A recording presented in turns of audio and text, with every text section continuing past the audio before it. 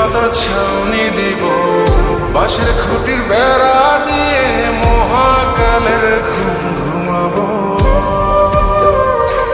আমি মাটির এখন ঘর বানাবো, খেজুর পাতার ছাউনি দিব, বাঁশের খুঁটির বেড়া